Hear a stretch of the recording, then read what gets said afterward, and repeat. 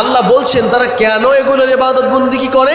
এর উদ্দেশ্য হচ্ছে ওয়ায়াকুলুনা হাউলাই শুফাআউনা ইনদাল্লাহ, তাদের লক্ষ্য উদ্দেশ্য এটা। তারা বলে এরা কিয়ামতের দিবসে আল্লাহর কাছে আমাদের ব্যাপারে সুপারিশ করবে।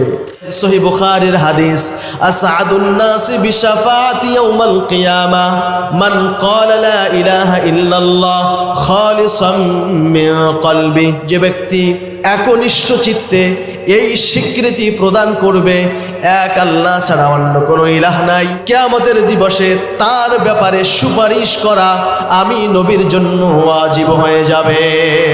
সুবহানাল্লাহ। وعنده مفاتح الغيب لا يعلمها إلا هو, তার কাছে অর্থাৎ আল্লাহর কাছে রয়েছে গায়েবের চাবি সমূহ, তিনি ছাড়া গায়েবের বিষয় কেউ জানে না। ওয়ায়ালামু মা ফিল বাররি ওয়াল বাহর, জলে এবং স্থলে যা কিছু রয়েছে সব সম্পর্কেই তিনি জানেন। শুধু মুসলিমদের জন্য কোরআন নয়, এই কোরআনের বাণী সকলের জন্য, সকলকেই শুনতে হবে, সকলকেই কোরআনের কাছে আসতে হবে। এজন্য নন মুসলিম ভাইয়েরা যারা আছেন তাদেরকেও আমরা কোরআনের এই প্রোগ্রাম থেকে মোস্ট ওয়েলকাম জানাচ্ছি। যারা এসেছেন তাদেরকে, যারা দূর দূরান্ত থেকে শুনছেন তাদেরকে ওয়েলকাম জানাচ্ছি। আপনারাও আমাদের এই প্রোগ্রামে আসুন, মহাগ্রন্থ আল কোরআনের কথা শুনুন। আপনাদের জন্য এখানে অনেক কথা রয়েছে। যারা কোরআন শোনার জন্য সামনে বসেছেন, পর্দার অন্তরায় অবস্থান নিয়েছেন, আমাদের সম্মানিত মা এবং বোনেরা, সকলের জন্য প্রাণ খোলা দোয়া থাকলো, আল্লাহ রব্বুল আলামিন সকলকে দুনিয়া এবং আখিরাতে উত্তম প্রতিদান দান করুন। আমরা সকলেই পড়ছি আল্লাহুম্মা আমিন। আজকের এই প্রোগ্রামে আমাকে আপনারা রেখেছেন প্রধান মেহমান হওয়ার জন্য যে ইলম, যে যোগ্যতা থাকা দরকার তা আমার মধ্যে নাই। তারপরেও আল্লাহ রব্বুল আলামিন চেয়েছেন বিধায় হয়েছি। আল্লাহ সুবহানাহু ওয়া তাআলার সাহায্য নিয়ে আপনাদের সামনে মহাগ্রন্থ আল কোরআন থেকে কিছু কথা বলবো। আল্লাহ রব্বুল আলামিন আমাকে যেন তার কোরআন থেকে, রাসূলের সহিহ সুন্নাহ থেকে কিছু কথা বলার তৌফিক দান করেন। আমরা সকলেই বলছি আমিন। সম্মানিত উপস্থিতি, আগেই আমি ক্ষমা চেয়ে নিচ্ছি, আমার কণ্ঠের অবস্থা খুব একটা ভালো না, গলাটা ভাঙা, প্রচুর কাশি। এই ঠান্ডা গরম ওয়েদারের কারণে আপনাদের কাছে দোয়া চাই, আপনারা দোয়া করেন আল্লাহ যেন আমাকে সুস্থতা দান করেন। সম্মানিত উপস্থিতি, আপনারা পোস্টারে দেখেছেন আমার বিষয় নির্ধারণ করা আছে। আমাকে সূরা বাকারার 255 নম্বর আয়াত আমাকে দেওয়া হয়েছে। এই আয়াতের আলোকে আমরা কিছু কথা বলবো ইনশাআল্লাহ।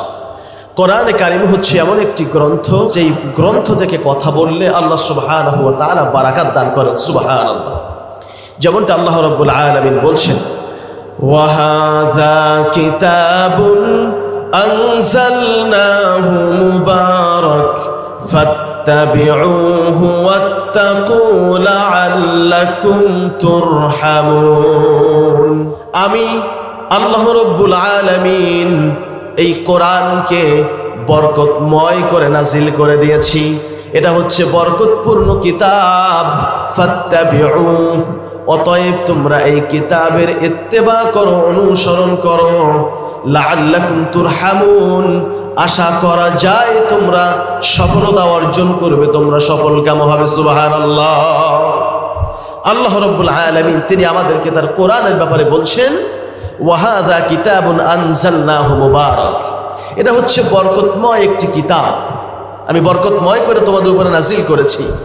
অতএব এই কিতাবের ইত্তেবা, অনুসরণ আমরা যদি করি, এই কোরআনের আলোচনা যদি আমরা করি, কোরআন থেকে যদি আলোচনা শুনি, আল্লাহ রাব্বুল আলামিন সেখানেও বারাকাত দিবেন ইনশাআল্লাহ। যার কারণে রাসূলের হাদিসের মাধ্যমে আমরা জানতে পারি যে কোরআনের সঙ্গে সম্পর্ক বাড়াবে, যে কোরআনের টাচে আসবে, আল্লাহ রাব্বুল আলামিন তার সম্মান, তার মর্যাদা বৃদ্ধি করে দিবেন। সুবহানাল্লাহ। নবীজি বলেছেন, ইন্নাল্লাহা ইয়ারফাউ বিহাদাল কিতাবি আকওয়ামান ওয়া ইয়াদউ বিহি আখিরিন, রাওয়াহু মুসলিম। আল্লাহ রাব্বুল আলামিন দুনিয়ার কিছু মানুষদেরকে কোরআনের সম্মানে উচ্চ মর্যাদায় নিয়ে যাবেন, আবার কিছু মানুষদেরকে আল্লাহ রাব্বুল আলামিন এই কোরআনের কারণে লাঞ্ছিত করবেন, অধপাতিত করবেন। তাহলে এখান থেকে আমরা বুঝতে পারি কোরআন হচ্ছে বরকতময় একটি কিতাব। এই কোরআনের সঙ্গে যদি আমরা সম্পর্ক জুড়তে পারি, কোরআনের সঙ্গে যদি আমরা সম্পর্ক বাড়াতে পারি, তাহলে আল্লাহ রাব্বুল আলামিন আমাদের জীবনটা বারাকাত দিয়ে ভরে দেবেন। সুবহানাল্লাহ। কোরআন তো এসেছে আমাদের ভাগ্যটা ভালো করে দেওয়ার জন্য। আল্লাহ বলছেন, তাহা মা আনজালনা আলাইকাল কুরআনা লিতাশকা।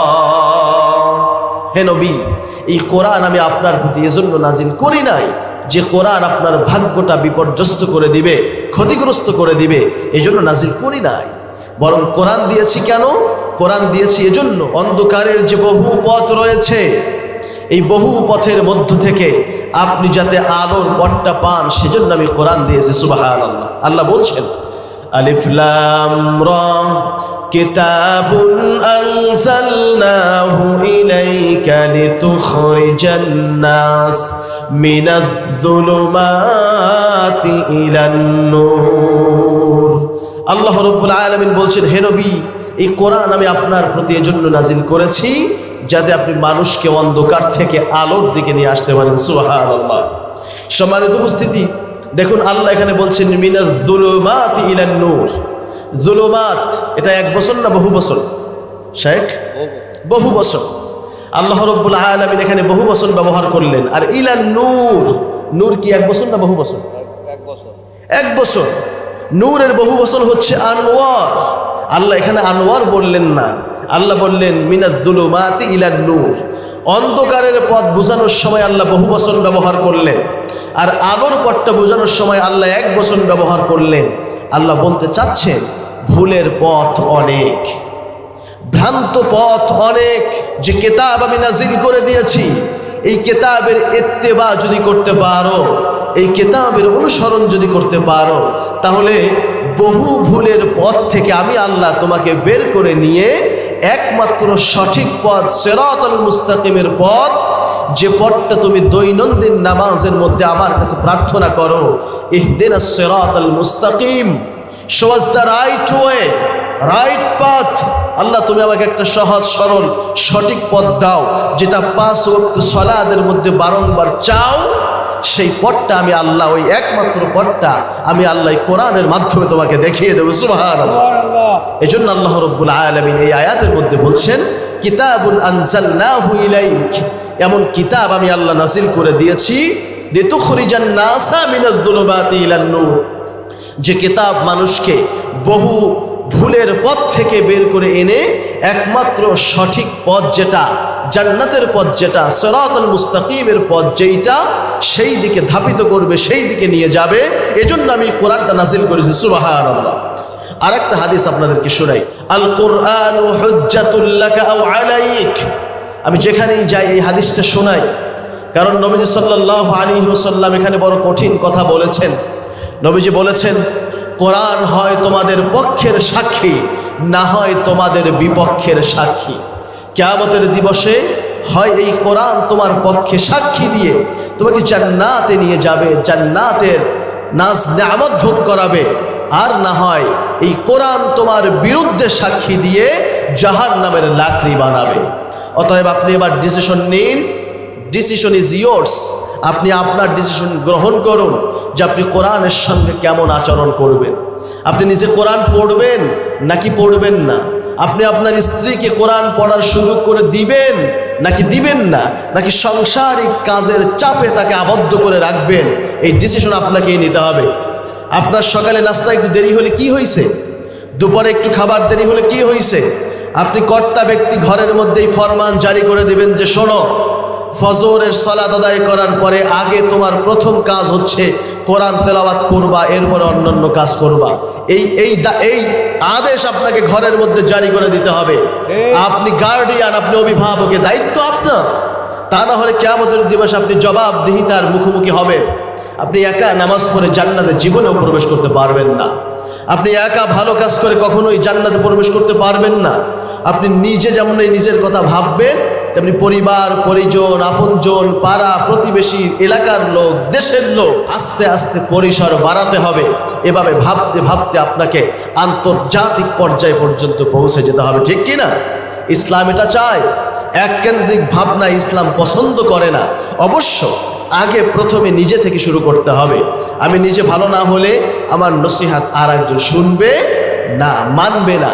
বলতে পারি অনেক ভালো কথা, কিন্তু সেই কথায় আসর হবে না। সবার উপস্থিতি, তাই আপনি গার্ডিয়ান হিসেবে আপনার দায়িত্ব হবে আপনি আপনার ঘরের মধ্যে ফরমান জারি করবেন, আগে কোরআন তেলাওয়াত করো, তারপরে অন্য কাজ করো। আজান হয়ে গেলে ওয়াক্ত মতন সালাত আদায় করবা, তাতে আমার দুপুরের খাবার খেতে যদি দেরিও হয় কোনো আমার আপত্তি নাই। এ কথা আপনাকে বলে দিতে হবে। আমরা ভূমিকায় আর কথা বলবো না, এবার আমরা আমাদের মূল আলোচনার দিকে প্রবেশ করব ইনশাআল্লাহ। আলোচনার বিষয় বলেছি সূরা বাকারার 255 নম্বর আয়াত। এই আয়াতটা আপনাদের সকলের কাছে খুবই পরিচিত একটি আয়াত, কারণ এই আয়াতটা আমরা অনেকেই ফরজ সালাতের পরে পড়ে আমরা বুকের মধ্যে ফু দেই, এটা আমরা আমল করি, আবার রাতে ঘুমাতে যাওয়ার পূর্বেও আমল করি। প্রথমেই আমরা আয়াতুল কুরসির মর্যাদার ব্যাপারে দুটো হাদিস শুনবো। আয়াতুল কুরসির মর্যাদার ব্যাপারে বিশ্বনবী সাল্লাল্লাহু আলাইহি ওয়াসাল্লামের বক্তব্য, যে হাদিসটি বর্ণিত হয়েছে তিরমিজির মধ্যে। বিশ্বনবী সাল্লাল্লাহু আলাইহি ওয়াসাল্লাম বলছেন, মা খালাকাল্লাহু মিন সামাইন ওয়ালা আরদিন আযমু মিন আয়াতিল কুরসি। আল্লাহ রাব্বুল আলামিন আসমান এবং জমিনের মধ্যে আয়াতুল কুরসির চাইতে শ্রেষ্ঠ মহান আর কোনো কিছু সৃষ্টি করেন নাই। সুবহানাল্লাহ। অতএব এই হাদিস থেকে আমরা বুঝতে পারি আয়াতুল কুরসি অর্থাৎ সূরা বাকারার 255 নম্বর আয়াত নিশ্চয়ই একটি গুরুত্বপূর্ণ আয়াত। সুবহানাল্লাহ। দেখুন, তিরমিজির মধ্যে আরেকটি হাদিস বর্ণিত হয়েছে, যেখানে বিশ্বনবী সাল্লাল্লাহু আলাইহি ওয়াসাল্লাম বলছেন, লিকুল্লি শাইইন সানাম, প্রতিটা বস্তুরই একটি সুউচ্চ চূড়া রয়েছে, একটি সর্বোচ্চ চূড়া রয়েছে। ওয়া ইন্না সানামাল কুরআনি সূরাতুল বাকারা, কোরআনে কারীমেরও একটি সুউচ্চ চূড়া রয়েছে, আর সেই সুউচ্চ চূড়ার নাম হচ্ছে সূরা বাকারা। ওয়া ফিহা আয়াতুন হিয়া সাইয়্যিদাতু আইয়িল কুরআন। নবীজি সাল্লাল্লাহু আলাইহি ওয়াসাল্লাম বলছেন যে এই কোরআনে কারীমের মধ্যে যত আয়াত রয়েছে, সূরা বাকারা সহ কোরআনের মধ্যে যত আয়াত রয়েছে, সমস্ত আয়াতের মধ্যে শ্রেষ্ঠতম একটি আয়াত আছে, সেটা হচ্ছে হিয়া আয়াতুল কুরসি। সেটা আর কোনো আয়াত নয়, সেটা হচ্ছে আয়াতুল কুরসি। আমরা জোরে বলছি সুবহানাল্লাহ। তোমার ইলাহ হচ্ছে এমন ইলাহ যার ব্যাপারে শোনো, যিনি চিরঞ্জীব এবং চিরস্থায়ী, যিনি ছিলেন, আছেন এবং থাকবেন, যার কোনো শুরু নাই, শেষ নাই, তিনি ছিলেন এবং চিরকাল তিনি থাকবেন। সুবহানাল্লাহ। এরপরে আল্লাহ রাব্বুল আলামিন তার আরেকটা কোয়ালিটি সম্পর্কে বলছেন, সেটা হচ্ছে আল কাইয়ুম। কাইয়ুম মানে হচ্ছে যিনি নিজে প্রতিষ্ঠিত থেকে অপরকে প্রতিষ্ঠিত রাখেন এবং পরিচালনাও করেন। সুবহানাল্লাহ। আল্লাহ রাব্বুল আলামিন নিজে প্রতিষ্ঠিত কিনা জবাব দেন। আল্লাহ নিজে প্রতিষ্ঠিত, তিনি আমাদেরকে প্রতিষ্ঠিত রাখছেন তার জমিনে এবং পরিচালনাও করছেন, তার সমস্ত সৃষ্টি জগৎকে তিনি পরিচালনা করছেন। সুবহানাল্লাহ। আল্লাহ এজন্য বলছেন, তোমার রব, তোমার ইলাহ হচ্ছে এমন ইলাহ যিনি চিরঞ্জীব, চিরস্থায়ী এবং তিনি নিজে প্রতিষ্ঠিত আর তোমাদেরকে প্রতিষ্ঠিত রাখছেন, পরিচালনা করছেন। তার কোয়ালিটি সম্পর্কে শোনো, এগুলো হচ্ছে তোমার আল্লাহর কোয়ালিটি। সুবহানাল্লাহ। এই যে হাদিসের ভাষায় এই হাইয়ুল কাইয়ুমকে বলা হয় ইসমে আযম। এটাকে কি বলা হয় বলেন? ইসমে আযম। ইবনে মাজার মধ্যে হাদিসটি বর্ণিত হয়েছে, নবীজি বলছেন, ইসমিল্লাহিল আযমুল্লাযী ইযা দুইয়া বিহি আজাবা।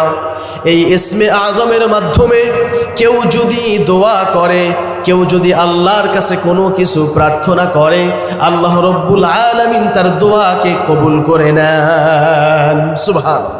হাদিসের ভাষ্য অনুযায়ী আল হাইয়ুল কাইয়ুম এটাকে বলা হয় ইসমে আযম।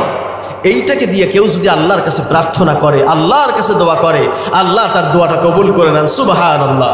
এরপরে এই আয়াতুল কুরসির মধ্যে আল্লাহ রাব্বুল আলামিন তার কোয়ালিটি সম্পর্কে তার বান্দাকে জানাচ্ছেন যে, বান্দা শোনো, তোমার আল্লাহ কেমন আল্লাহ।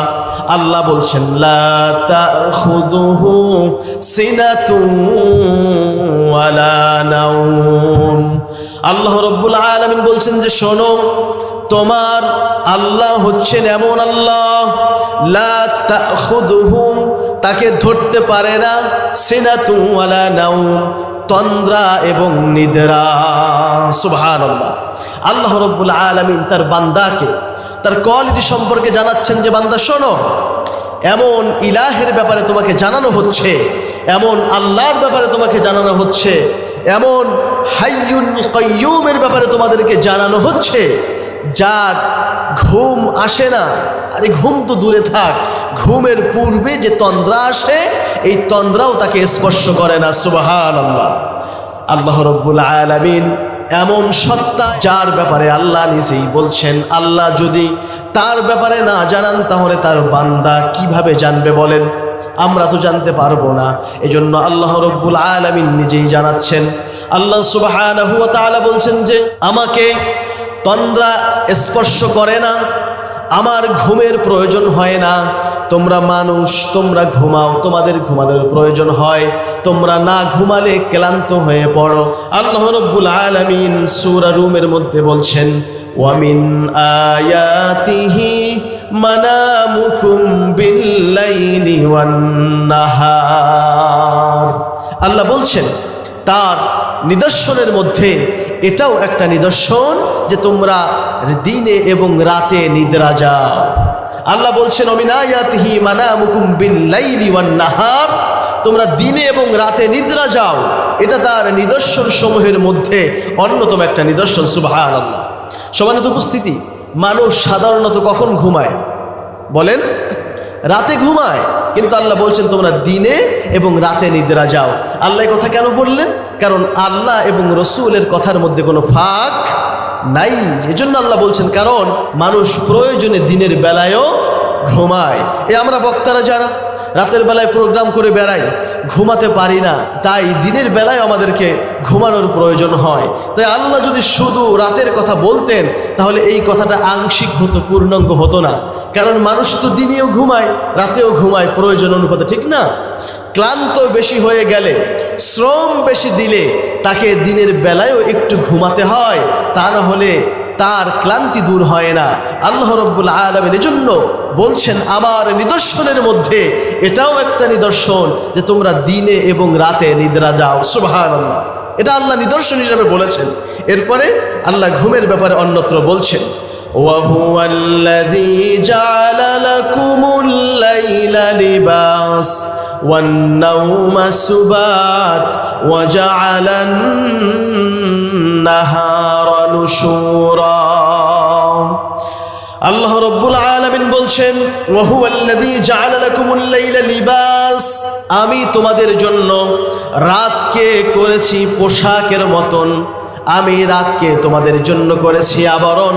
রাতের একটা কালো চাদর তোমার শরীরকে আবৃত করে ফেলে, তোমার এলাকাটাকে ঢেকে দেয়। এরপরে আল্লাহ বলছেন ওয়ান নাওমা সুবাতা, আমি ঘুমকে করেছি তোমাদের জন্য আরাম প্রমোদ। সুবহানাল্লাহ। আল্লাহ বলছেন আমি ঘুমকে করেছি তোমাদের জন্য আরাম প্রমোদ। এজন্য সারাদিন হাড় ভাঙা খাটুনি খাটার পরে, কঠোর পরিশ্রম করার পরে রাতের বেলায় যখন আমরা ঘুমাই তখন আমরা স্বস্তি পাই, প্রশান্তি পাই। ঘুমের মাধ্যমে আমরা আমাদের শরীরের মধ্যে আবার সজীবতা ফিরে পাই। পরের দিন নতুন করে কাজ করার জন্য আবার পূর্ণ উদ্দাম উৎসাহ নিয়ে মাঠে নেমে পড়ে, ঠিক কিনা? এজন্য আল্লাহ বলছেন ওয়ান নাওমা সুবাতা, ঘুমকে করেছি তোমাদের জন্য আরাম প্রমোদ। ওয়া জাআলান নাহারা নুশুরা, আর দিনকে করেছি তোমাদের জন্য জাগ্রত থাকার সময়। সুবহানাল্লাহ। আল্লাহ বলছেন আর দিনকে তোমাদের জন্য করেছি জাগ্রত থাকার সময়। রাতে ঘুমাবা, দিনে জাগবা, দিনে শ্রম দিবা, লেখাপড়া করবা, কাজবাজ করবা, নিজের জন্য উপার্জন করবা, পরিবারের জন্য উপার্জন করবা, অসহায় গরিব দুঃখী মানুষের জন্য সাহায্যের হাত বাড়িয়ে দিবা। দিন হচ্ছে তোমার উপার্জনের জন্য, রুজি রোজগারের জন্য, আর রাতটা হচ্ছে তোমাদের ঘুমানোর জন্য। সম্মানিত উপস্থিতি, দিনে যেমন খাটা প্রয়োজন, তেমনি রাতে ঘুমানোটাও প্রয়োজন। একটা আর একটার সঙ্গে ওতপ্রোতভাবে জড়িত। দিনে পরিশ্রম করা ছাড়া রাতে ভালো ঘুম কখনোই হবে না। দিনে সূর্যের আলো দেখতে হবে, সূর্যের আলোর কাছাকাছি যেতে হবে, সূর্য উদিত হওয়া, সূর্য অস্তমিত যাওয়া, এটা দেখতে হবে। গ্রামের মানুষ আপনারা এটা দেখার সৌভাগ্য লাভ করে থাকেন। আমরা যারা শহরের মানুষ, কখন সূর্য ওঠে আর কখন ডোবে টের পাই না। ওই যে চার দেয়ালের মধ্যে আবদ্ধ থাকতে হয়, মোবাইলের মধ্যে সূর্য ওঠা, সানসেট, সানরাইজ দেখতে হয়। আমরা সচক্ষে দেখার সুযোগ পাই না কর্মব্যস্ততার কারণে।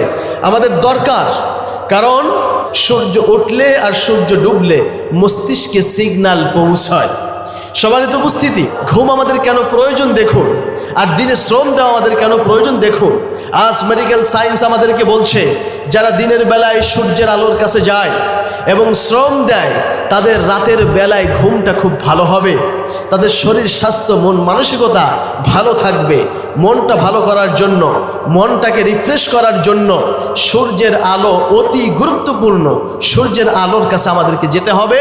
সেটা হচ্ছে সকাল 8টা-9টা থেকে নিয়ে শুরু করে 12টা-1টা পর্যন্ত। এই সময়টা সূর্য যে আলো বিকিরণ করে, এর মধ্যে রয়েছে ভিটামিন ডি। এটা আমাদের খুবই প্রয়োজন, আমাদের স্বাস্থ্য গঠনের জন্য, আমাদের হাড়গুলোকে মজবুত করার জন্য, আমাদের ক্যালসিয়াম বাড়ানোর জন্য ভিটামিন ডির খুব দরকার। যাদের এই গিরায় গিরায় ব্যথা হয়, ডাক্তারের কাছে যায়, ডাক্তার প্রেসক্রিপশনে ভিটামিন ডি লিখে দেয়, যেটা বেশি করে খাবেন। আপনার ক্যালসিয়ামের অভাব, আল্লাহ রাব্বুল আলামিন ন্যাচারালভাবে ক্যালসিয়াম দিয়ে রেখেছেন সূর্যের আলোর মধ্যে। এজন্য আমাদেরকে সূর্যের আলোর কাছে যেতে হবে। সূর্য যখন অস্তমিত যেতে থাকে, তখন ব্রেনের মধ্যে সিগন্যাল পৌঁছয় যে রাত আসতেছে, তোমাকে এখন ঘুমাতে যেতে হবে, ঘুমানোর প্রস্তুতি গ্রহণ করতে হবে। এজন্য বিশ্বনবী সাল্লাল্লাহু আলাইহি ওয়াসাল্লাম রাতে বেশি সময় জেগে থাকতেন না। এশার সালাতটা একটু বিলম্বে আদায় করে এরপরে তিনি দ্রুত ঘুমিয়ে যেতেন, দ্রুত নিদ্রা যেতেন। নবীজি সাল্লাল্লাহু আলাইহি ওয়াসাল্লাম মাগরিব থেকে নিয়ে এশা, এই সময়ের মধ্যে ঘুমানো অপছন্দ করতেন এবং এশার পরে কথা বলা অপছন্দ করতেন। তিনি দ্রুত ঘুমাতে যেতেন। দ্রুত যারা ঘুমায় তাদের শরীর স্বাস্থ্য ভালো থাকে। মেডিকেল সায়েন্স আমাদেরকে বলছে যে রাত 9টা থেকে নিয়ে শুরু করে রাত 3টা-4টা পর্যন্ত এই সময়টা হচ্ছে কোয়ালিটি স্লিপ হয়ে থাকে। এই সময় হচ্ছে ভালো ঘুমটা হয়। এই সময়ের মধ্যে যারা দ্রুত ঘুমাতে যেতে পারবে আর ওদিকে আগে ভাগে ঘুম থেকে উঠতে পারবে, তারাই কল্যাণ লাভ করতে পারবে। তারা ঘুমের আসল যে উদ্দেশ্য সেটাই হাসিল করতে পারবে। সুবহানাল্লাহ। যখন দিনের আলো ফুরিয়ে যায়, রাত যখন নামা শুরু করে, তখন মানুষের মস্তিষ্কের মধ্যে যখন সিগন্যাল পৌঁছায় যে রাত শুরু হচ্ছে, তখন মানুষের মস্তিষ্ক মেলাটোনিন নামক একটা হরমোন উৎপন্ন করে। এটার কাজ হচ্ছে মানুষের শরীরের মধ্যে যে রোগ ব্যাধি, যে সমস্ত টক্সিক খারাপ উপাদান জমে থাকে, আমরা পানি খাওয়ার মধ্য দিয়ে, অক্সিজেন গ্রহণ করার মধ্য দিয়ে, তারপরে বিভিন্ন খাবার গ্রহণ করার মধ্য দিয়ে ভেজাল জিনিস যা কিছু আমাদের দেহের মধ্যে ঢোকে, এইটাই আমাদের শরীর থেকে খারাপ দূষিত পদার্থগুলো ধুয়ে মুছে শরীর থেকে বের করে নিয়ে প্রস্রাব থলিতে জমা করে। যখন আমরা সকালবেলা উঠে প্রস্রাব পায়খানার কাজ সারি, তখন আমাদের শরীরের মধ্য থেকে দূষিত পদার্থগুলো সব আল্লাহ রাব্বুল আলামিন বের করে দেন। জোরে বলছি সুবহানাল্লাহ। এজন্য আমাদেরকে ঘুমাতে যেতে হবে সকালে সকালে। ঘুমটা আমাদের জন্য নিয়ামত, ঘুম আমাদের প্রয়োজন। এজন্য আল্লাহ কোরআনের মধ্যে ঘুমকে তার নিদর্শন বলে উল্লেখ করেছেন। সুবহানাল্লাহ। ঘুম যে কত বড় নিয়ামত, যার ঘুম হয় না সেই বোঝে। যার ওষুধ খেয়ে ঘুমাতে হয় সেই টের পায় ঘুম যে কত বড় নিয়ামত। কথা বলেন ঠিক কিনা? এই নিয়ামতের ব্যাপারে আল্লাহ রাব্বুল আলামিন বলছেন যে এই নিয়ামতটা তোমাদেরকে আমি আল্লাহ দিয়েছি, কিন্তু আমি আল্লাহ আমার ঘুমানো লাগে না। লা তাখুযুহু সিনাতুন ওয়ালা নাওম। আমি আল্লাহ, আমার ঘুমানো লাগে না, আমার ঘুম প্রয়োজন নাই, এবং ঘুমানো তো দূরের কথা, তন্দ্রাও স্পর্শ করতে পারে না। সম্মানিত উপস্থিতি, ঘুমানোর পূর্বে যে একটা ঝিমুনি আসে সেটাকে বলা হয় সিনা। এই সিনার পরেই আসে নাও। সিনা মানে হচ্ছে তন্দ্রা। দেখেন না জুমার দিনে খতিব সাহেব খুতবা দেয় আর কিছু মুসল্লি আছে বসে বসে ঝিমায়, এটা হচ্ছে সিনা। আবার এই মাহফিলের মধ্যে অনেক সময় অনেকে বসে বসে ঝিমায়, এটা হচ্ছে সিনা। আর এরপরে যেটা আসে গভীর ঘুম, সেটাকে বলা হয় নাউম। আল্লাহ বলছেন আমার ঘুম তো দূরে থাক, আমাকে তন্দ্রাও স্পর্শ করে না। সুবহানাল্লাহ। তাফসীর ইবনে কাসিরের মধ্যে দুর্বল সনদে একটি হাদিস বর্ণিত হয়েছে, মুসা আলাইহিস সালাম একবার আল্লাহকে বললেন, আল্লাহ তুমি নাকি ঘুমাও না? আল্লাহ বললেন যে মুসা তুমি কি বিশ্বাস করো না? মুসা বললেন যে অবশ্যই, কেন নয়, অবশ্যই আল্লাহ বিশ্বাস করি, তবে বুঝি না যে না ঘুমায়া পারে কিভাবে। আমি তো আল্লাহ না ঘুমায়া পারি না। মুসা আলাইহিস সালাম একজন মানুষ, তিনি তার ওই ধারণা অনুযায়ী এই কথা বললেন। আল্লাহ বললেন যে মুসা বিশ্বাস যেহেতু করেছো, আমি তোমাকে বোঝানোর ব্যবস্থা করছি। তুমি 2 পাত্র পানি হাতে নিয়ে দাঁড়িয়ে থাকো। এরপরে আল্লাহ ঘুমকে বললেন যে ঘুম তুমি মুসাকে গিয়ে ধরো। ঘুমকে বললেন মুসাকে গিয়ে ধরো। মুসাকে ঘুম ধরলো, হাত দুটো শিথিল হয়ে গেল, হাত থেকে ওই পাত্র দুটি পড়ে ভেঙে চুরমার হয়ে গেল। মুসা নবীর চোখ খুলে গেল। তিনি চিন্তা করলেন কামটা কি করলাম? আল্লাহ বলল এই 2 পাত্র নিয়ে দাঁড়িয়ে থাকতে, আর আমি ফেলে ভেঙে ফেললাম, আল্লাহর হুকুমের অমান্য করলাম। আল্লাহ মুসাকে ডাক দিয়ে বললেন, হে মুসা তুমি ভয় পেও না, তুমি চিন্তা করো না, আমি তোমাকে বোঝানোর জন্য এই ব্যবস্থা করেছি। তোমার হাতে মাত্র 2টি পানি ভর্তি পাত্র দিলাম, এই 2টা পাত্র তুমি কিছু সময়ের জন্য হাতে ধরে রাখতে পারলে না, ঘুম আসার কারণে হাত থেকে পাত্র দুটি পড়ে ভেঙে চুরমার হয়ে গেল। আমি আল্লাহ রব্বুল আলামিন, আমার হাতে সমস্ত সৃষ্টি জগতের কন্ট্রোল পাওয়ার। আমি আল্লাহ যদি ঘুমাই তাহলে কোনো কিছুই টিকে থাকবে না, সব কিছু ধ্বংস হয়ে যাবে, সব কিছু শেষ হয়ে যাবে। এজন্য আমি আল্লাহ রব্বুল আলামিন ঘুমাই না। বিশ্বনবী সাল্লাল্লাহু আলাইহি ওয়াসাল্লাম বলছেন, ইন্নাল্লাহা লা ইয়ানাম ওয়া মা ইয়ানবাগি লাহু আন ইয়ানাম। আল্লাহ রব্বুল আলামিন ঘুমান না, এবং ঘুম পড়া, ঘুম যাওয়া, ওয়ালা ইয়ানবাগি লাহু আন ইয়ানাম, ঘুম পড়া আল্লাহর জন্য শোভাও পায় না। সুবহানাল্লাহ। তিনি হচ্ছেন মহান স্রষ্টা, তিনি যদি ঘুমান কোনো কিছুই থাকে না। এজন্য আল্লাহ তার বান্দাকে তার কোয়ালিটি সম্পর্কে শোনাচ্ছেন যে বান্দা শোনো, লা তাখুযুহু সিনাতুন ওয়ালা নাওম। তোমার আল্লাহর ব্যাপারে শোনো, আমি আল্লাহ হচ্ছি এমন আল্লাহ, আমি ঘুমাই না, আমি তন্দ্রা যাই না, আমি নিদ্রা যাই না, এবং ঘুমানোর পূর্বে যে ঝিমুনিটা আসে এটাও আমাকে স্পর্শ করতে পারে না। সুবহানাল্লাহ। এরপরে আল্লাহ রাব্বুল আলামিন বলছেন, লাহু মা ফিস সামাওয়াতি ওয়া মা ফিল আরদ। আসমান এবং জমিনে যা কিছু রয়েছে সবই তার। আসমানে যা কিছু আছে এবং জমিনের বুকে আমরা যা কিছু দেখতে পাচ্ছি সব কিছুই হচ্ছে আল্লাহ সুবহানাহু ওয়া তাআলার। আপনিও আল্লাহর, আমিও আল্লাহর। আমাদের ধন সম্পদ, বিবি বাল বাচ্চা, আমরা যা কিছু পেয়েছি সবই হচ্ছে আল্লাহ সুবহানাহু ওয়া তাআলার। কোরআনে কারীমের অন্যত্র আল্লাহ রাব্বুল আলামিন বলছেন, ইউসাব্বিহু লিল্লাহি মা ফিস সামাওয়াতি ওয়া মা ফিল আরদ। যা কিছু আছে আসমানে এবং যা কিছু রয়েছে জমিনে সব কিছু আল্লাহ সুবহানাহু ওয়া তাআলার প্রশংসায় রত, সব কিছু আল্লাহর প্রশংসা করছে। লাহুল মুলকু ওয়া লাহুল হামদ। বাদশাহী তার, প্রশংসাও তার। ওয়া হুয়া আলা কুল্লি শাইইন কাদির। এই আল্লাহই হচ্ছেন সব কিছুর উপরে সর্বশক্তিমান। সুবহানাল্লাহ। আল্লাহ বলছেন যা কিছু দেখতে পাচ্ছ এই সব কিছুই আল্লাহর। তুমি এটা চিন্তা করো না সম্পদ মনে হয় তোমার, স্ত্রী তোমার, সন্তান আদি যা আছে এগুলো তোমার, বাড়ি গাড়ি তোমার, এটা চিন্তা করো না। এই দুনিয়ার মধ্যে যা কিছু দেখতে পাচ্ছ সবই তোমার মহান রবের। আল্লাহ সে কথাই বলছেন। এ কথার মাধ্যমে আল্লাহ একজন মানুষকে নিরহংকারী এবং গর্ব যে করা যাবে না এগুলো নিয়ে সেটা শিক্ষা দিচ্ছেন। আল্লাহ তার বান্দাকে একজন নিরহংকারী মানুষ বানাতে চান, সেজন্য আল্লাহ বলছেন আসমান এবং জমিনে যা কিছু আছে সবই তার। অতএব এই এক আল্লাহর ইবাদত করো, এক আল্লাহর জন্য সব কিছুই তুমি খরচ করো। যে সম্পদের বড়াই তুমি আজকে করছো, এই সম্পদ আমি আল্লাহ সুবহানাহু ওয়া তাআলা তোমাকে দিয়েছি। এই সম্পদ তুমি আমার ইচ্ছা অনুযায়ী আমার পথেই ব্যয় করবে, কারণ তুমি সহ যত কিছু আজ তুমি পেয়েছো এ সব কিছুই হচ্ছে আমি আল্লাহ সুবহানাহু ওয়া তাআলা, সব কিছুই হচ্ছে আমার। লাহু মা ফিস সামাওয়াতি ওয়া মা ফিল আরদ, আসমান এবং জমিনে যা কিছু রয়েছে সবই আল্লাহ সুবহানাহু ওয়া তাআলার।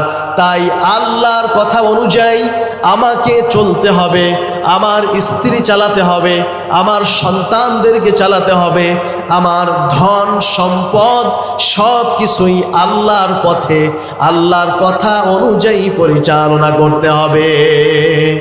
এরপরে আল্লাহ রাব্বুল আলামিন তার বান্দাদেরকে গুরুত্বপূর্ণ কথা বলছেন। মান যাল্লাযী ইয়াশফাউ ইনদাহু ইল্লা বিইযনিহি, আল্লাহ রাব্বুল আলামিন বলছেন যে বান্দা, কে আছে এমন যে কিয়ামতের দিবসে আমার অনুমতি ব্যতীত, আমার অনুমতি ছাড়া আমার সামনে সুপারিশ করতে পারে।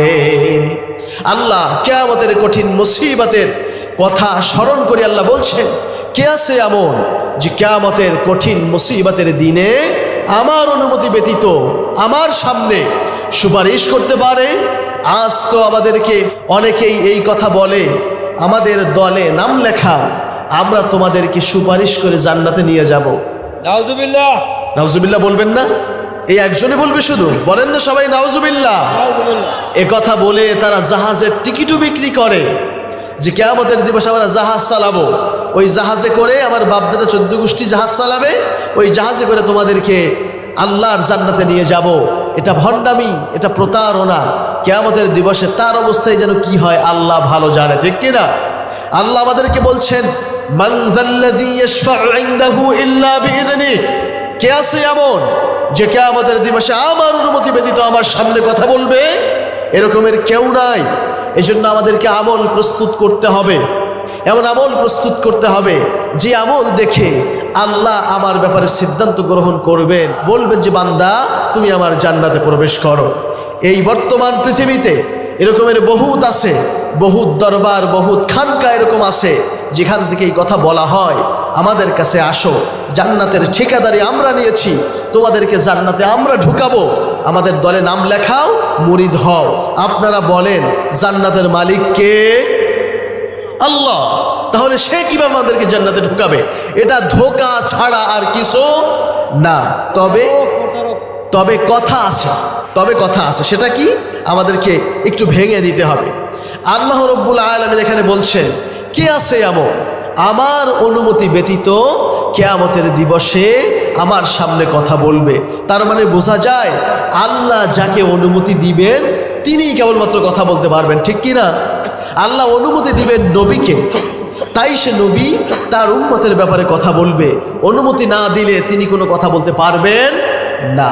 আল্লাহ যাকে অনুমতি দেওয়ার জন্য বেছে নিবেন, আল্লাহ যাকে পছন্দ করবেন তিনি কেবলমাত্র কথা বলতে পারবেন, এছাড়া আর কেউ কথা বলতে পারবে না। দেখুন, সুপারিশ হচ্ছে দুই প্রকার, একটা হচ্ছে বাতিল শাফাআত আর একটা হচ্ছে গ্রহণযোগ্য শাফাআত। যেটা বাতিল শাফাআত সেটা হচ্ছে কাফের, মুশরিক, নন মুসলিমদের সঙ্গে সম্পৃক্ত। তারা যে সমস্ত দেবতার ইবাদত বন্দিগি করে, উপাসনা করে, এদের ব্যাপারে তারা ধারণা রাখে যে এগুলো আমাদেরকে পরপারে আমাদেরকে মুক্তি দিবে, নাজাত দিবে, স্বর্গে নিয়ে যাবে। আসলে তা পারবে না, কোরআনের ব্যাপারে বলছে। আর একটা হচ্ছে গ্রহণযোগ্য শাফাআত, সেটা কোনটা? সেটা হচ্ছে ঈমানদার ব্যক্তিদের সঙ্গে সম্পৃক্ত। আল্লাহ সুবহানাহু ওয়া তাআলা বলছেন, ইয়াউমা ইদিন লা তানফাউশ শাফাআ ইল্লা মান আযিনা লাহুর রহমানু ওয়া রাদিয়া লাহু কওলা। দয়াময় আল্লাহ সুবহানাহু ওয়া তাআলা কিয়ামতের দিবসে যাকে সুপারিশ করার অনুমতি দিবেন তিনি কেবলমাত্র সুপারিশ করতে পারবেন, তিনি কেবলমাত্র আল্লাহর সামনে কথা বলতে পারবেন। ওয়া রাদিয়া লাহু কওলা, এবং যার কথা আল্লাহ শুনতে পছন্দ করবেন তিনি কেবলমাত্র কথা বলতে পারবেন এবং যাকে পছন্দ আল্লাহ করবেন তার ব্যাপারেই তিনি কেবল সুপারিশ করার অনুমতি পাবেন। এটা হচ্ছে গ্রহণযোগ্য শাফাআত। তার মানে বোঝা যায় আল্লাহ যাকে অনুমতি দিবেন তিনি কিয়ামতের দিবসে কথা বলতে পারবেন ওই ব্যক্তির ব্যাপারে, যার ব্যাপারে কথা শুনতে আল্লাহ পছন্দ করবেন। এছাড়া আল্লাহর সামনে আর কেউ কোনো কথা বলতে পারবে না। তবে এখানে আরও কিছু কথা আছে, সেটা হচ্ছে এই যে কিছু আমল বিশ্বনবী সাল্লাল্লাহু আলাইহি ওয়াসাল্লাম আমাদেরকে বলে দিয়েছেন যে আমলগুলো যদি আমরা করি তাহলে এই আমল সরাসরি কিয়ামতের দিবসে আমাদের ব্যাপারে সুপারিশ করবে এবং বিশ্বনবী সাল্লাল্লাহু আলাইহি ওয়াসাল্লাম এই আমলগুলো করার কারণে আমাদের পক্ষে কথা বলবেন, আমাদের ব্যাপারে সুপারিশ করবেন। সুবহানাল্লাহ। তার এক নম্বর আমল হচ্ছে আল্লাহর উপরে একনিষ্ঠভাবে নির্ভেজাল ঈমান আনতে হবে। যেই একনিষ্ঠ ঈমানের ব্যাপারে, এক ইলাহের ব্যাপারে আয়াতুল কুরসির শুরুতে বলা হলো, বিশ্বনবী বলছেন সহিহ বুখারীর হাদিস, আসআদুন নাসি বিশাফাআতি ইয়াউমাল কিয়ামাহ মান ক্বালা লা ইলাহা ইল্লাল্লাহ খালিসাম মিন কলবি। নবীজি বলছেন যে ব্যক্তি একনিষ্ঠ চিত্তে এই স্বীকৃতি প্রদান করবে এক আল্লাহ ছাড়া অন্য কোনো ইলাহ নাই, অন্য কোনো মাবুদ নাই, এই স্বীকৃতি যে একনিষ্ঠ চিত্তে দিবে, নবীজি বলছেন কিয়ামতের দিবসে তার ব্যাপারে সুপারিশ করা আমি নবীর জন্য ওয়াজিব হয়ে যাবে। সুবহানাল্লাহ। যে একনিষ্ঠ চিত্তে এই স্বীকৃতি দেবে যে লা ইলাহা ইল্লাল্লাহ, আল্লাহ ছাড়া অন্য কোনো মাবুদ নাই, এই স্বীকৃতি মুখে দিবে, মনে বিশ্বাস করবে, এই অনুযায়ী সে কাজ করবে। নবীজি বলছেন এই একনিষ্ঠ স্বীকৃতি দেওয়ার কারণে আমি নবীর জন্য কিয়ামতের দিবসে তার পক্ষে কথা বলা ওয়াজিব হয়ে যাবে। সুবহানাল্লাহ। আর একটা আমল, সেটা হচ্ছে বিশ্বনবী সাল্লাল্লাহু আলাইহি ওয়াসাল্লাম বলছেন, ইকরাউল কুরআন ফাইন্নাহু ইয়াতি ইয়াউমাল কিয়ামাতি শাফিআন লিআসহাবি। তোমরা কোরআনে কারিমকে বেশি করে তেলাওয়াত করো, কারণ এই কোরআন কিয়ামতের দিবসে তার পাঠকের পক্ষে সাক্ষী দিবে। কিয়ামতের দিবসে কোরআনের তেলাওয়াতকারীর পক্ষে কোরআন কথা বলবে। তাহলে এই আমল যদি আমরা করি, সরাসরি এই আমল কিয়ামতের দিবসে আমাদের পক্ষে সাক্ষী দিবে। সুবহানাল্লাহ। 3 নম্বর যে আমলটা আমাদের পক্ষে কিয়ামতের দিবসে সাক্ষী দিবে, সেটার ব্যাপারে নবীজি বলছেন, আস-সিয়াম ওয়াল কুরআন ইয়াশফাআনি লিল আবদ। কোরআন যেভাবে কিয়ামতের দিবসে তার পক্ষে সাক্ষী দিবে, ঠিক তেমনি রোজাও কিয়ামতের দিবসে তার পক্ষে সাক্ষী দিয়ে তার পক্ষে তার ব্যাপারে সুপারিশ করে তাকে জান্নাতের মধ্যে পৌঁছায় দেবে। সুবহানাল্লাহ। সামনে আসছে রমাদানুল মুবারক, তাই আমাদেরকে সিয়াম পালন করতে হবে। এই রোজা, এই সিয়াম আমাদের ব্যাপারে কিয়ামতের দিবসে সাক্ষী দিবে জান্নাতে যাওয়ার জন্য। 4 নম্বর যে আমলের ব্যাপারে হাদিসের মধ্যে বর্ণিত হয়েছে, নিয়মিত আযানের দোয়াটা পাঠ করা। নবীজি বলছেন, হুয়া ফামান সাআলা লিয়াল ওয়াসিলা হাল্লাত আলাইহি শাফাআ। যে ব্যক্তি আযানের পরে নিয়মিত আমার জন্য এই দোয়া করবে, আমার জন্য ওয়াসিলা চাইবে, হাল্লাত আলাইহি শাফাআ, কিয়ামতের দিবসে তার জন্য সুপারিশ করা আমি নবীর জন্য ওয়াজিব হয়ে যাবে। সুবহানাল্লাহ। আযানের পরে কি দোয়া পড়ি আমরা? হ্যাঁ, আল্লাহুম্মা রাব্বা হাযিহি দাওয়াতিত তাম্মা ওয়াস সালাতিল কাইমা আতি মুহাম্মাদানিল ওয়াসিলাতা ওয়াল ফাদিলা। আযানের পরে এই দোয়াটা যে পাঠ করবে, আযানের দোয়া, নবীজি বলছেন যে নিয়মিত এটা পাঠ করবে, কিয়ামতের দিবসে তার জন্য সুপারিশ করা আমি নবীর জন্য ওয়াজিব হয়ে যাবে। সুবহানাল্লাহ। তাহলে এই আমলটা আমরা করবো তো ইনশাআল্লাহ। 5 নম্বরে যে আমলটা করলে নবীজি আমার ব্যাপারে সুপারিশ করবেন, সে ব্যাপারে আবু দাউদের মধ্যে হাদিস বর্ণিত হয়েছে। নবীজি বলছেন, কাব আল আসলামি নবীজিকে বলছেন, ইয়া রাসূলুল্লাহ, আমি জান্নাতে আপনার কাছে থাকতে চাই। তখন নবীজি কাব আল আসলামিকে বলছেন, ফাআইন্নি আলা নাফসিকা বিকাসরাতিস সুজুদ, বেশি করে সাজদা দাও, তাহলে জান্নাতে তুমি আমার কাছাকাছি অবস্থান করতে পারবে। সুবহানাল্লাহ। এই হাদিস থেকে এটা বোঝা যায়, বেশি করে নফল নামাজ পড়লে, বেশি করে সাজদা দিলে নবীজি আমাদের ব্যাপারে সুপারিশ করে তার কাছাকাছি থাকার একটা ব্যবস্থা করে দেবেন। সুবহানাল্লাহ। এই 5টা আমলের ব্যাপারে বললাম, এই 5টা আমল যদি আমরা করতে পারি, তাহলে কিয়ামতের দিবসে এই আমলগুলো এবং নবীজি নিজে আমাদের জন্য সুপারিশ করে জান্নাতে নিয়ে যাবেন। আমরা সুপারিশ চাই কি না? যদি চাই তাহলে আমলগুলো করতে হবে।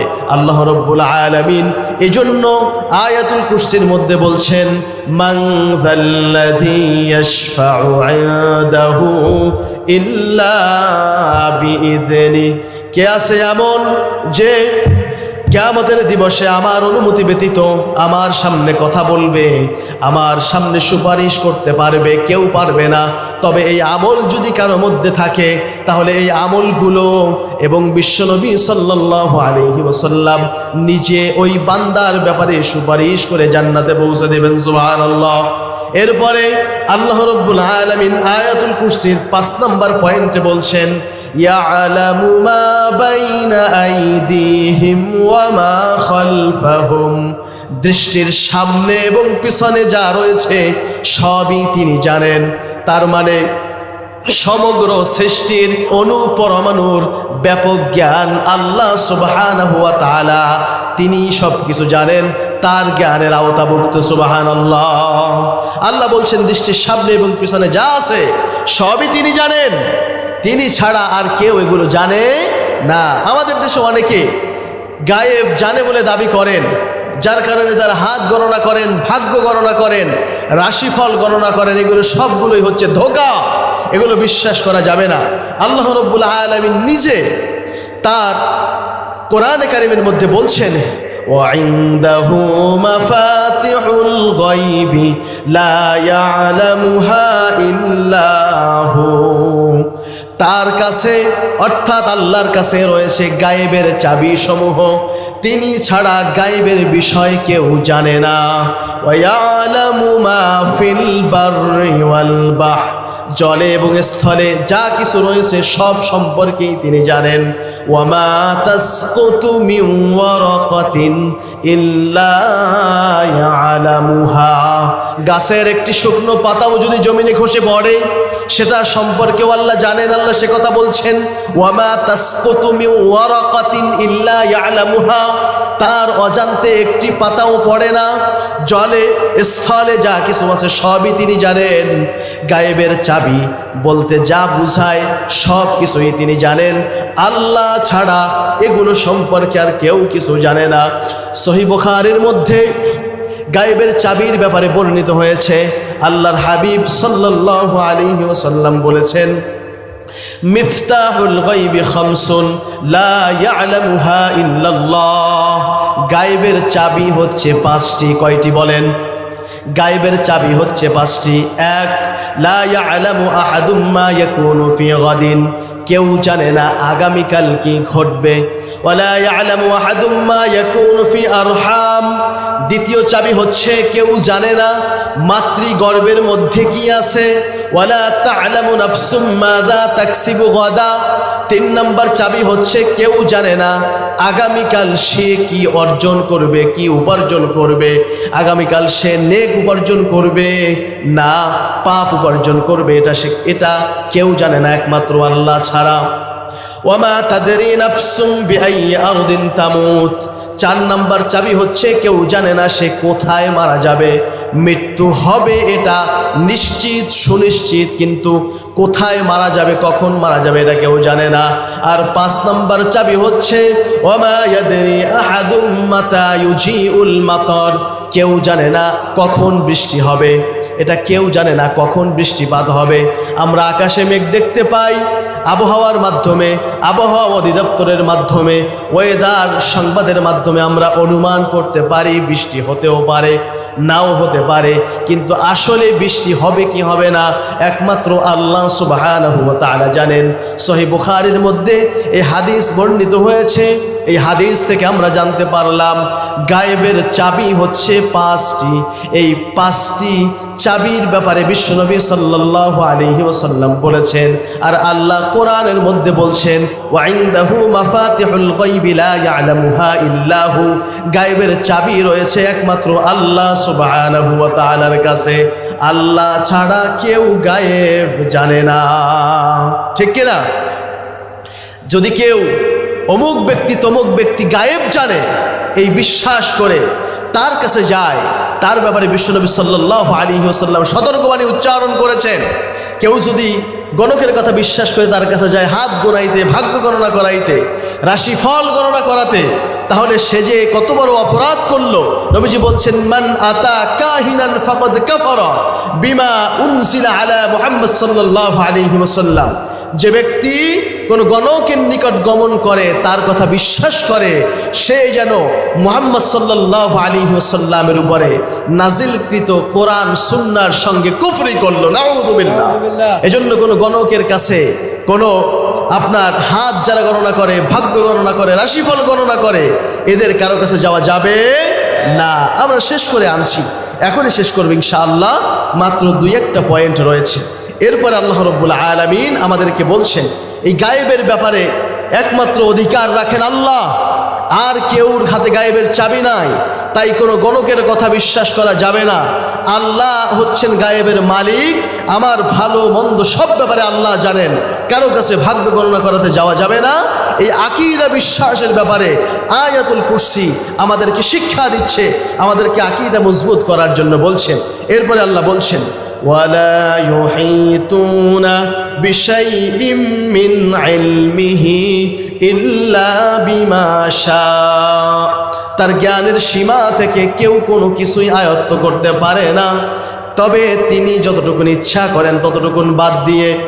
আল্লাহ রাব্বুল আলামিন পূর্বের আয়াতের সমর্থনে কথা বলছেন, আল্লাহর কাছে রয়েছে সব কিছুর জ্ঞান। আল্লাহ রাব্বুল আলামিন সব জ্ঞানকে তিনি আয়ত্ত করে আছেন, এবং আল্লাহ সুবহানাহু ওয়া তাআলা যখন যতটুকুন চান তখন ততটুকুন জ্ঞান যাকে চান তাকে প্রদান করে থাকেন। সুবহানাল্লাহ। আল্লাহ রাব্বুল আলামিন নবীদেরকে জ্ঞান দিয়েছেন ওহীর মাধ্যমে। আল্লাহ চেয়েছেন তাই তারা জ্ঞান পেয়েছে, আল্লাহ চান নাই তাই তারা পান নাই। হাদিস জিবরাইলের দিকে লক্ষ্য করলে আমরা দেখতে পারি, জিবরাইল আলাইহিস সালাম নবীজির কাছে মানুষের বেশ ধরে আসলেন, রসূলের হাঁটুর সঙ্গে হাঁটু লাগিয়ে বসলেন, নবীকে বিভিন্ন বিষয়ে প্রশ্ন করলেন, নবীজি জবাব দিলেন। একটা পর্যায়ে গিয়ে নবীকে প্রশ্ন করলেন, মাতাস সাআ, ইয়া রাসূলুল্লাহ আপনি বলেন কিয়ামত কখন অনুষ্ঠিত হবে? নবীজি সাল্লাল্লাহু আলাইহি ওয়াসাল্লাম জবাবে বললেন, মাল মাসউলু আনহা বিআলামা মিনাস সাইল। এ ব্যাপারে প্রশ্নকারীর চাইতে উত্তরদাতা ভালো কিছু জানে না। তার মানে জিবরাইল ওহী বহন করে তুমি আমার কাছে নিয়ে আসো, কিয়ামত কবে অনুষ্ঠিত হবে সেটা যদি আমার জানা থাকতো তাহলে আমার পূর্বে তুমিও জানতে, কারণ তুমি তো ওহী নিয়ে আমার কাছে আসো। অতএব এ ব্যাপারে আমি কিছুই জানি না। এই হাদিস থেকে প্রমাণ মেলে আল্লাহ রাব্বুল আলামিন নবীকে জানান নাই, তাই তিনি জানেন না। অথচ কিয়ামত অনুষ্ঠিত হওয়ার পূর্বে যে সমস্ত আলামত সংঘটিত হবে, আলামতুল কুবরা, আলামতুস সুগরা, বড় আলামত, ছোট আলামত, এ ব্যাপারে বিশ্বনবী সাল্লাল্লাহু আলাইহি ওয়াসাল্লামের অনেক হাদিস বর্ণিত হয়েছে, যেগুলো আমরা বাস্তবে অনেক কিছু দেখতে পাচ্ছি। নবীজির মুখ থেকে এগুলো বের হয়েছে। আল্লাহ নবীকে জানিয়েছেন তাই নবীজি জেনেছেন। আল্লাহ জানান নাই কিয়ামত কবে অনুষ্ঠিত হবে, তাই নবীও কিছু বলতে পারেন নাই। ওয়ালা ইউহিতুনা বিশাইইম মিন ইলমিহি ইল্লা বিমা শা। তার জ্ঞানের সীমা থেকে কেউ কোনো কিছুই নিতে পারে না। আল্লাহই হচ্ছেন সবচেয়ে বড় জ্ঞানী, তবে তিনি যতটুকুন জ্ঞান দান করেন যাকে, তিনি ততটুকুই জ্ঞানের মালিক হতে পারে। এজন্য একমাত্র মহাজ্ঞানী আল্লাহ সুবহানাহু ওয়া তাআলাকেই আমাদের বিশ্বাস করতে হবে। আল্লাহ রাব্বুল আলামিন এরপরে আমাদেরকে লক্ষ্য করে বলছেন, ওয়াসিআ কুরসিয়্যুহুস সামাওয়াতি ওয়াল আরদ। তার কুরসি যেখানে তিনি পা রাখছেন, এই কুরসি আসমান এবং জমিনকে পরিব্যাপ্ত করে আছে। হাদিসের মধ্যে ইবনে আব্বাস রাদিয়াল্লাহু তাআলা আনহুর একটি মত বর্ণিত হয়েছে। ইবনে আব্বাস রাদিয়াল্লাহু তাআলা আনহু বলছেন, আল কুরসিয়্যু হুয়া মাকানু কদামিল্লাহ। এখানে কুরসি বলে আল্লাহ রাব্বুল আলামিন তার পবিত্র পা মোবারক রাখার স্থানকে বুঝিয়েছেন। তার মানে আল্লাহ বলতে চাচ্ছেন, আমার পা যেখানটায় রাখা এই জায়গাটা আসমান এবং জমিনকে পরিব্যাপ্ত করে আছে। সুবহানাল্লাহ। আল বিদায়া ওয়ান নিহায়ার মধ্যে ইবনে কাসির রাহমাতুল্লাহি আলাইহি হাদিস বর্ণনা করেছেন। তিনি বলেছেন, আল্লাহ তাআলার আরশের তুলনায় তিনি যেখানে সমাসীন, যেখানে তিনি বসে আছেন, এই আরশের তুলনায় তার কুরসি যেখানে পা রাখা, এটা এত ছোট যেন বিশাল মরুভূমির মধ্যে ফেলে দেওয়া ছোট একটা আংটির মতো। ওয়াসিআ কুরসিয়্যুহুস সামাওয়াতি ওয়াল আরদ, এই কুরসি আকাশ এবং জমিনকে পরিব্যাপ্ত করে আছে। সুবহানাল্লাহ। তাহলে চিন্তা করে দেখেন আল্লাহ কত বড়, তিনি কত মহান, কত বড় ক্ষমতার অধিকারী। সুবহানাল্লাহ। বান্দার এ ব্যাপারে আশ্চর্য লাগতে পারে যে আকাশ এবং জমিন তার কুরসি দিয়ে যেহেতু পরিব্যাপ্ত, এটা পরিচালনা করতে কি আল্লাহর কষ্ট হয় নাকি, প্রশ্ন আসতে পারে। আল্লাহ রাব্বুল আলামিন 8 নম্বর পয়েন্টে জবাব দিচ্ছেন। আল্লাহ বলছেন ওয়ালা ইয়াউদুহু হিফযুহুমা, এগুলো পরিচালনা করা তার পক্ষে মোটেই কঠিন নয়। সুবহানাল্লাহ। এগুলো পরিচালনা করা, এই যে বিশাল বিশাল সৃষ্টি আল্লাহ সৃষ্টি করেছেন, আসমান জমিন, চাঁদ সূর্য গ্রহ নক্ষত্র, ব্ল্যাক হোল, মিল্কি ওয়ে, যত কিছু আল্লাহ সৃষ্টি করেছেন, এগুলো কোনো কিছু পরিচালনা করতে আল্লাহর মোটেও কষ্ট হয় না। আল্লাহ তার বান্দাকে বলছেন যে বান্দা ওয়াহুয়াল আলিয়্যুল আযীম, কেন কষ্ট হয় না? কারণ আমার ব্যাপারে শোনো, আমি হচ্ছি সর্বোচ্চ এবং সর্বাপেক্ষায় মহান। সুবহানাল্লাহ। আয়াতুল কুরসিটা শেষ করলেন আল্লাহ এই শব্দ দিয়ে, ওয়াহুয়াল আলিয়্যুল আযীম, কারণ তোমার রব হচ্ছেন সর্বোচ্চ এবং সর্বাপেক্ষায় মহান। সুবহানাল্লাহ। তিনি সর্বোচ্চ এবং সর্বাপেক্ষায় মহান হওয়ার কারণে এগুলো পরিচালনা করতে, রক্ষণাবেক্ষণ করতে, পর্যবেক্ষণ করতে তার কোনো বেগ পেতে হয় না, তার কোনো কষ্ট হয় না। যা কিছু আমরা দেখতে পাচ্ছি আসমান এবং জমিনে, সবই তার। ওই যে দূরে তারাটা দেখতে পাচ্ছি মিটিমিটি, ওই তারা আল্লাহর। জমিনের বুকে আমরা যে ছোট ছোট পিপিলিকা দেখতে পাই, এটাও আল্লাহ, সবই আল্লাহ। আয়াতুল কুরসির মধ্যে তার ব্যাপারে, তার কোয়ালিটিগুলো বলে বলে আল্লাহ রাব্বুল আলামিন তার বান্দাকে বুঝাচ্ছেন, তার বান্দাকে ধারণা দিচ্ছেন, যেন বান্দা তার ব্যাপারে এই আকীদাগুলো লালন করে, এই আকীদাগুলো পোষণ করে, এই এক আল্লাহর সামনে মাথা নত করে, এই এক আল্লাহকে রব হিসাবে স্বীকার করে, তাকেই মেনে নেয়, তাহলে তার জন্য প্রস্তুত রয়েছে জান্নাত। সুবহানাল্লাহ। এই কথাগুলোর স্বীকৃতি দৈনন্দিন আমাদের কাছ থেকে নিয়ে নিয়ে আমাদেরকে জান্নাতি মানুষ হিসাবে প্রস্তুত করতে যান। সুবহানাল্লাহ। আসলে বিষয় হচ্ছে বোঝাবুঝির বিষয়, আমরা বুঝি না, তাই আমাদের চিত্র পরিবর্তন হয় না। সম্মানিত উপস্থিতি, আমার জ্ঞানে যতটুকুন ছিল আল্লাহ সুবহানাহু ওয়া তাআলার সাহায্য নিয়ে কোরআন এবং হাদিসের আলোকে আয়াতুল কুরসির ব্যাপারে কিছু ধারণা আপনাদেরকে দিলাম, কিছু কথা বললাম। এই কথাগুলো আল্লাহ যেন আমাকে এবং আপনাদের সবাইকে বাস্তব জীবনে আমল করার তৌফিক দান করেন। আমরা সকলেই পড়ছি আমিন।